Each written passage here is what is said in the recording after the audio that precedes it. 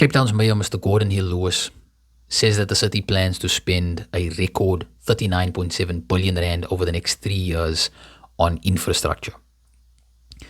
Now, he shared this on the 27th of March during his Invested in Hope budget speech. So in the article, they also bragged about how 700 new police officers, law enforcement officers, are going to be hired to help make communities safer. But what really caught my eye in that first paragraph was this line. Major tariff structure reforms will further bring notable relief to lower income households with just a 2% electricity price increase compared to Eskom's 11.32% nationwide increase to municipalities. Now, number one, what the hell does that mean? But also it sounds really good because we are only getting a 2% increase. How do they even do that? So first I want to start off with addressing how electricity pricing really works. Most cities, including Cape Town, don't make their own electricity. They buy it from Eskom and then sell it to you and I. But they add something on top, a markup. Now a website called energize.co.za says towns, municipalities and cities in the Western Cape add the biggest markups in the entire country. In fact, in some areas, people are paying 2.5 times more than what Eskom charges the Western Cape. So even before we talk of any kind of relief, many of us in the Western Cape are already paying a lot. Now, this depends on where in the Western Cape you live. Now that that's out of the way, let's talk about the 3 electricity tariff categories. So in Cape Town, how much you pay for electricity depends on your property value now. And there are 3 main groups. The first one is called the Lifeline Tariff. These are for homes that are worth up to 500,000 Rand. These people get no monthly fee, that fixed charge. They also get a couple of free electricity units. And even though the city says that there's only going to be a 2% increase for them, other breakdowns say that it's actually going to be around about 9%. The second category is called domestic tariff. These are for homes that are valued between 500,000 Rand and 1 million Rand. Their monthly service fee, I think, is 69 Rand. And the actual increase is roughly about 7%. Again, depending on how much you use. The third category is called home user tariff. These are for homes that are worth more than 1 million Rand. Their monthly fee, their fixed charge, is about 390 Rand. And they get the highest price per units of electricity. Now, what that also tells us is the reasons why those in the domestic and also the home user tariffs are paying more is because they are kind of making up for the amount that those on the Lifeline tariff are not able to pay. Now, I have no issue with that until we dig a little bit deeper. Now, before we get into this, let me just make something very clear. I am just an average Joe. I'm reading what I find online and I'm sharing that with you guys based on how I analyze this information. So don't take what I say as gospel. Go and do your own research. But I hope that this is of value to you. Now, this is also really important. Before, your electricity bill was mostly about how much you used.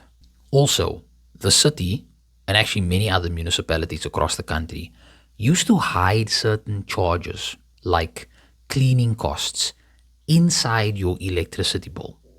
Now, those have been separated, which was an instruction given by the National Treasury. So it looks a bit more transparent, but you are still paying for it.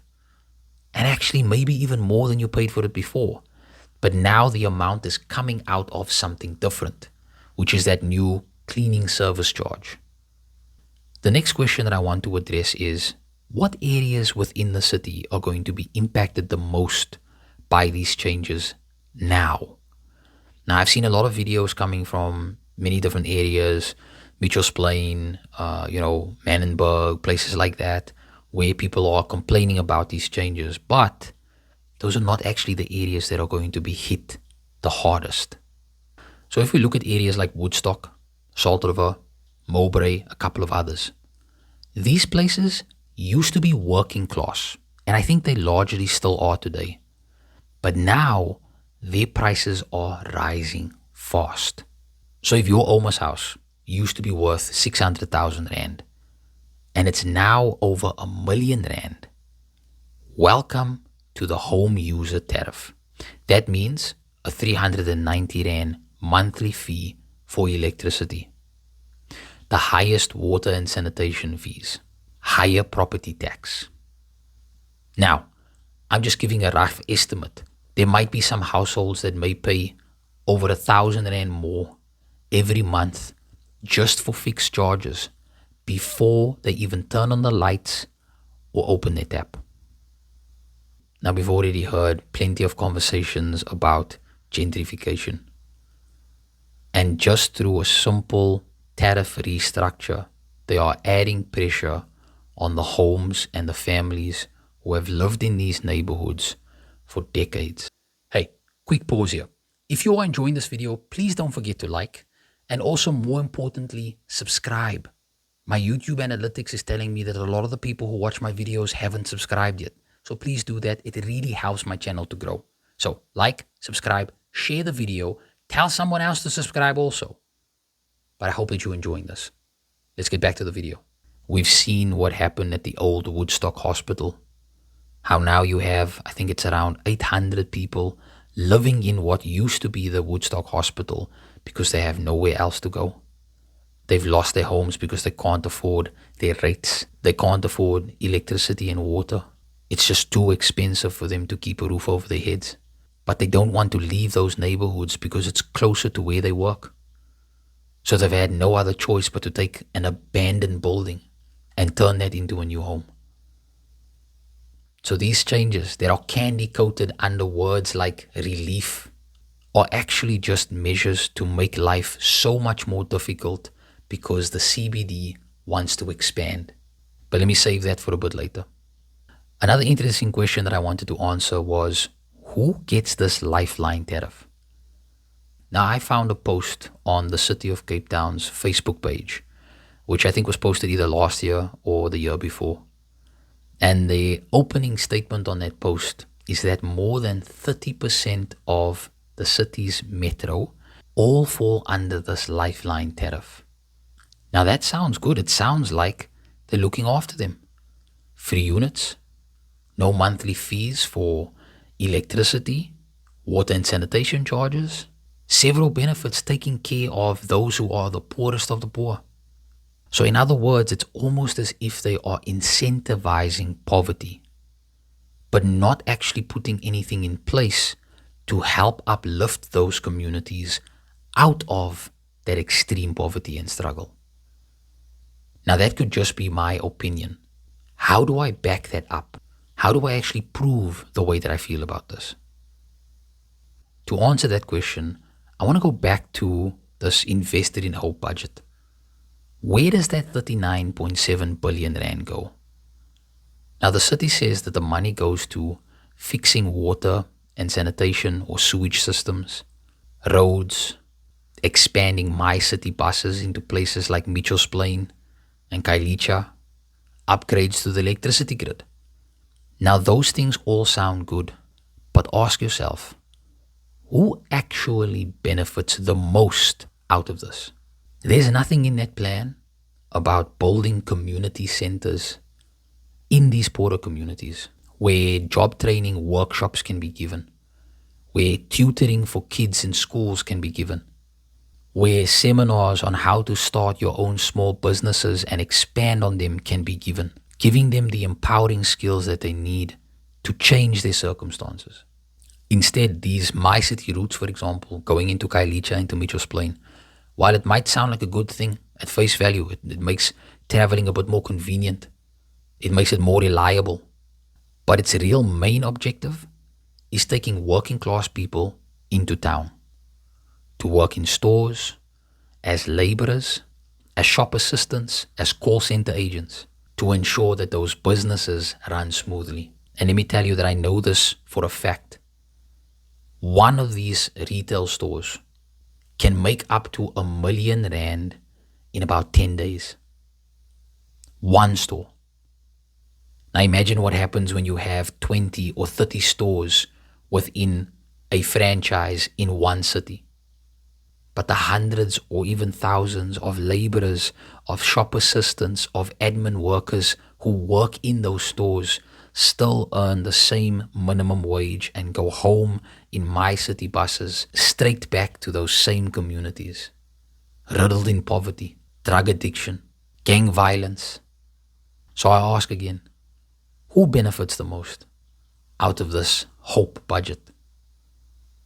But here's another interesting question. In my previous video on TikTok, you guys might have seen I was talking about water and sanitation costs. So what about maintenance? For those who are paying a service fee of like 390 Rand, that's meant to help to maintain power lines and water pipes. But here's the problem. Here's a post that I found showing how the city says that the water department still has hundreds of empty posts. So people are being charged as if there's a full team that's working.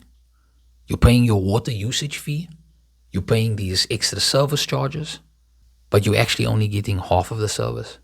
If there are hundreds of positions that are not filled, that's hundreds of salaries that are not being paid. That's potentially hundreds of thousands, if not millions, that's not being spent on the water and sanitation that you are now paying all these extra fees for. So where's that money going? So this story isn't just about electricity. It's about a system that keeps inequality alive. The pressure stays on the working class and the so-called middle class, while the wealthiest of the wealthy are spending only an atom's worth of what they make, but benefit the most from the city's development and investment in infrastructure, maintenance, security, and so on and so forth. And it also actually helps them to maintain votes. If you have more than 30% of your city living on that lifeline category, that means that they continue to vote for you because you are taking care of them. You're making their poverty easier for them to bear. So we have to ask again, who really gets hope from this invested out budget? Who pays more when they try to improve their lives? And who keeps getting richer while the rest of us are struggling? This is not some conspiracy against the 1%. This is a reality lived in the most income unequal country in the world. Let me make this very clear. As somebody who has experienced life outside of South Africa, we do not have to live the way we do. The poorest of the poor do not have to live in the state that they do. And it's only a matter of policy priority. Who you vote for and the policies that they believe in massively impacts the quality of your life. Take it more seriously. On that note, don't forget to like, subscribe, and hit that notification bell. In the comment section, I love hearing from you guys. Let me know what you want me to take on next, what you want me to break down next. Let's talk, let's learn, let's share that information so that we can make better decisions and make the changes that we need. I'll see you guys in the next video.